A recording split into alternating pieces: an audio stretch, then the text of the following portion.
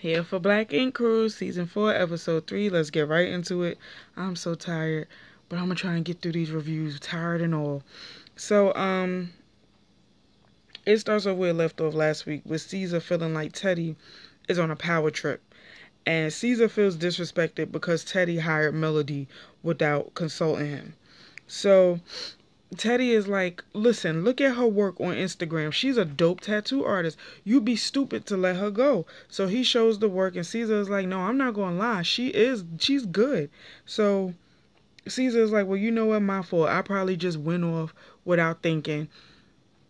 I think I'll give her a second chance. And I'm like, but Caesar, you can't say that you want Ted to be your second in command and to take care of business when you're not here, and then get mad when he does.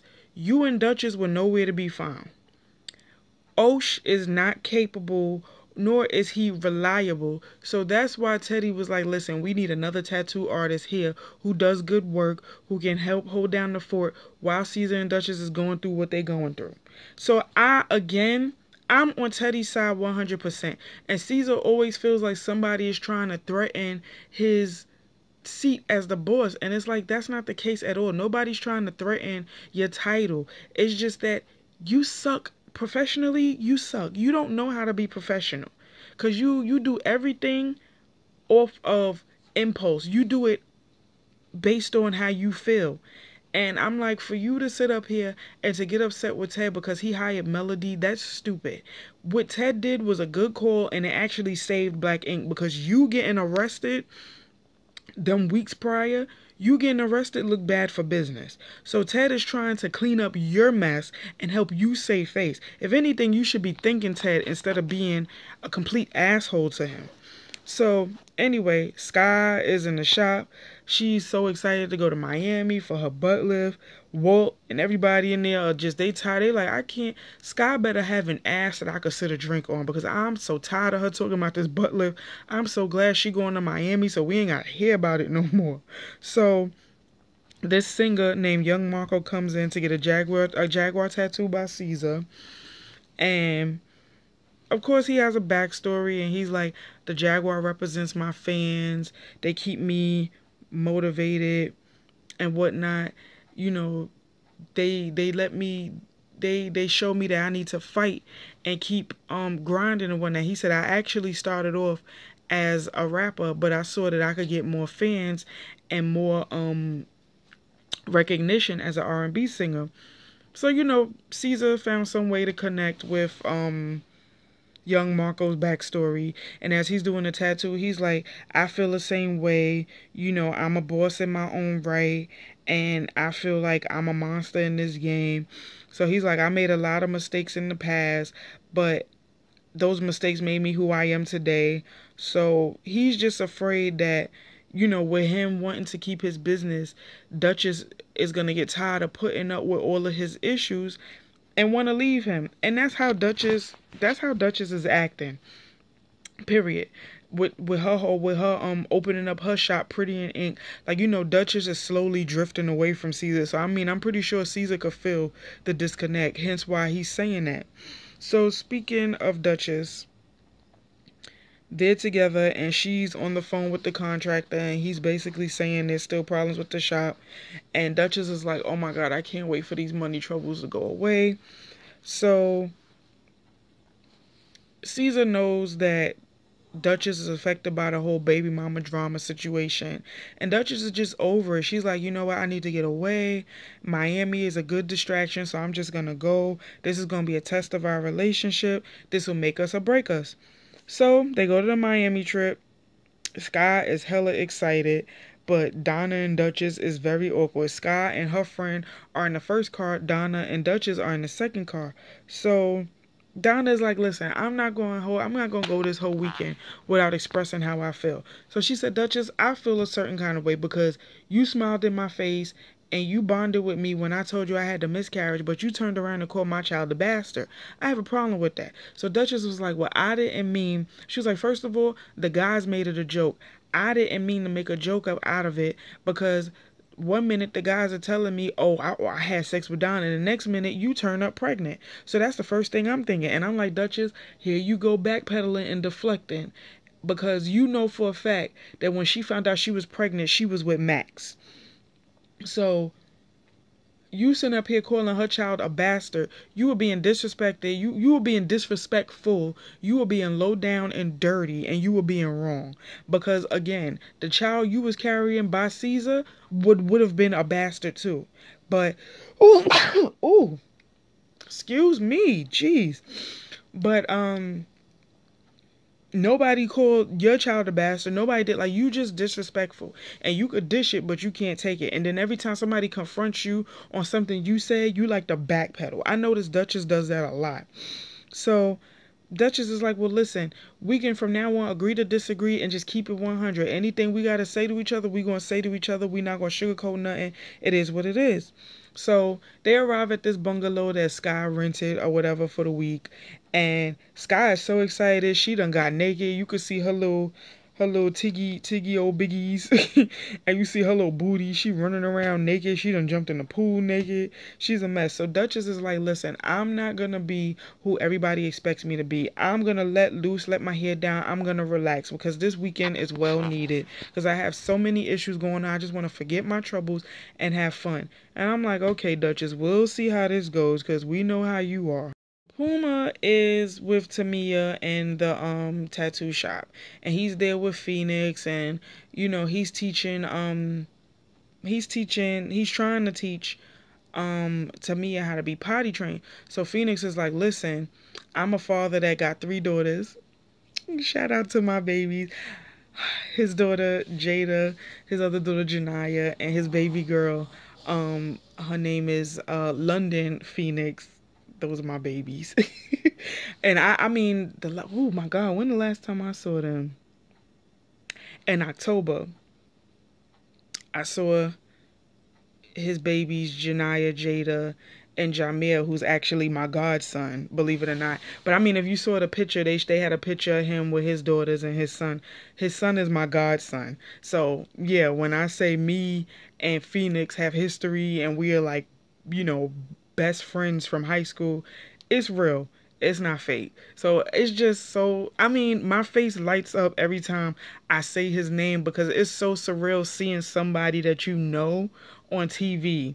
And I'm just so proud of him. So if ever you see me smiling like how I'm smiling now in a video, it's because I'm just so proud of him. But nothing ever went on between me and him. So don't think that either because people used to think that with me and him. Nope. Best friends. Always been best friends. He's like one of my favorite guy best friends. He's like a big brother to me. So, shout out to him. And anybody that knows us personally know that we're best friends. Okay? Because people always like to think that a guy and a girl can't be friends. Yes, they can. And me and him have been friends for 14 years. So anyway, moving on. So Puma is saying how hard it is to find childcare, so that's why he keeps Tamia with him, and he's having a hard time teaching her how to be potty trained. So Phoenix is like, are y'all trying to potty train her? He's like, yeah, but it's just a tough situation. So Phoenix is like, listen, you don't know what you in for potty training them.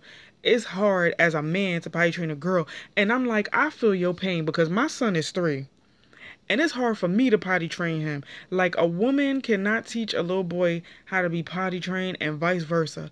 And it is, oh my God, it is a horror. I'll be in here in agony teaching my son how to be potty trained. But I mean, luckily my fiance is very hands-on with my son when it comes to potty training. But I mean, it's still tough. Boys are usually harder to potty train than girls, but it's like teaching girls how to, clean themselves right or whatever. So Phoenix is like, yeah, Puma don't know what he's in for teaching his daughter how to be potty trained.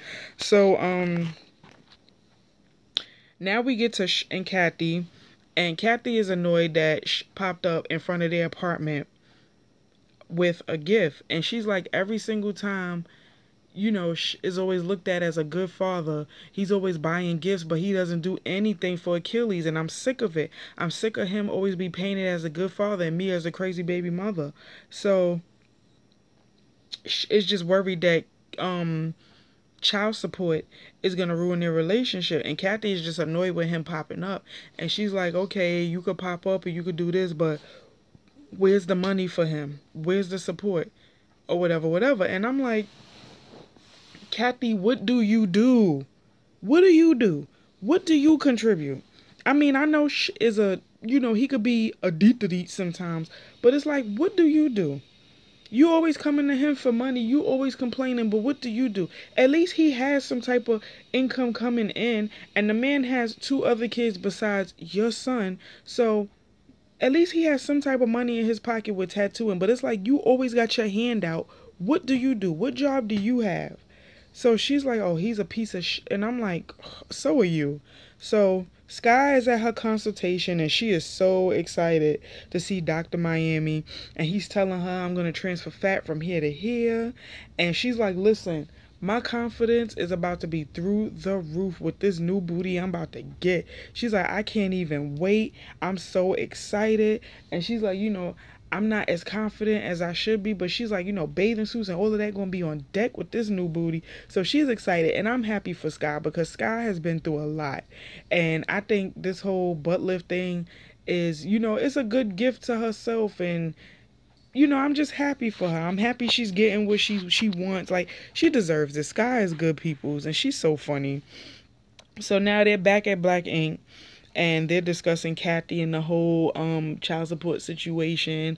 So then Melody comes in and Caesar apologizes to her and he hires her back. So Melody is like, listen, I could get over any drama that we had. So he's like, I'm going to throw Melody a welcome home party, Black Ink style. So they have the strippers there and he's like, this is a test for Melanie. If she could make it through strippers and Hennessy, she could make it through working at Black Ink. So Melody is in her lane smacking the stripper's ass and being motorboated and all kinds of stuff. So she's having a ball. She's like, listen, I'm right in my element. I'm having fun. I think I'm going to like it. So they put whipped cream on the stripper's ass and she licked it off. I'm like, yo, Melody is going to fit right in with the group. And even Caesar said that. He said, yo, this new generation of Black Ink tattoo artists, it's about to be lit, So I'm like, they are a mess.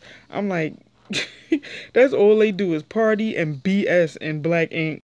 So Puma, he's holding Tamia and she's fussing, and Kwani's mom, Miss Denise, who's Tamia's grandmother, she comes in. She comes in to see the shop to see how it's doing, but she's concerned about Tamia's well-being, and she's like, listen, I don't want her in the shop. She's around needles. She's around this. And he's like, there's no needles here that's exposed. Like, they all come covered up. And she's like, I don't want her in the shop. She's a kid. She shouldn't be in the shop. She should be somewhere where it's safe and age appropriate. And Miss Denise doesn't feel like the tattoo shop is age appropriate or safe. And she's like, listen, if anything happens to my grandchild, I'm coming for you. And I'm like, Miss Denise, fall back. Let him be a father to his child. Yeah, you might not agree with his place of business, but don't diminish him as a father, because there's fathers out here that don't want to be fathers. And Puma is actually wanting to be there and help his wife and take care of his kid. So don't come in here being an overbearing grandmother. Like I said earlier in my Love and Hip Hop review, because I cannot stand parents like that. Stop being overbearing. Mind your business. Stay in your place. You're a grandparent. You're second in command, but the parent ultimately has all the authority. So now we get to the girls in Miami. They out at the club. Duchess and Donna dancing, and Donna is like wandering around Duchess. Sky gets a drink spilled on her, and she has on white pants. She's annoyed. So Donna's like, I like drunk Duchess. I wish drunk Duchess was sober Duchess, because sober Duchess is a bitch. And I'm like, right. So Duchess tells Donna that she lost her ring or whatever, and she reveals that she hasn't won it because she's tired of Caesar doing what he wants. So now she's going to do what she wants. She wants to put herself first. So Donna is wondering, well, maybe she missing Caesar too. Like, I wonder if she lost her ring, does that mean she's single? Is her and Caesar broken up? What? So they drunk in the drive-thru. Like, they had a lot to drink, mad shots and whatever. They drunk in the drive-thru. Donna feeling all on Dutch's booty. And Donna is like, listen, I think every woman has an inner lesbian. It just takes the killer to bring it out of them. So they frisky and freaky. They get back to the house. And Donna is like basically pumping Duchess like she the dude. And, Duchess is, of course, the girl. So Duchess and Donna go off, and then they zoom out to the house. They go back to Teddy and Caesar, and Caesar's like, yo, I feel like I should move up the wedding date because I love Duchess and I feel like she wouldn't do anything to hurt me. So Ted is like, I feel like Caesar is rushing into it and I feel like he's stupid in love or whatever.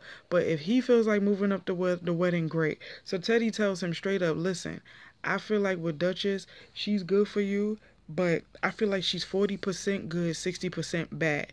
And it's like stuff she needs to work on because she's a tad bit selfish. And you don't see that. So now it's the morning after they done hung out. Duchess is like hungover, full of regret. And she feels a certain kind of way because I think she let Donna go down on her. So Duchess is like, this is the biggest mistake I've ever made in my life. And I need somebody to slap the crap out of me and wake me up. So it basically ended on that note. So now we get, like, the little preview for the next episode. And naturally, it shows Duchess not taking responsibility for the situation with her and Donna. Talking about Donna took advantage of her.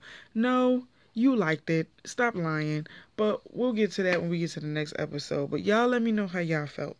Y'all felt watching this episode. Remember, like, comment, subscribe.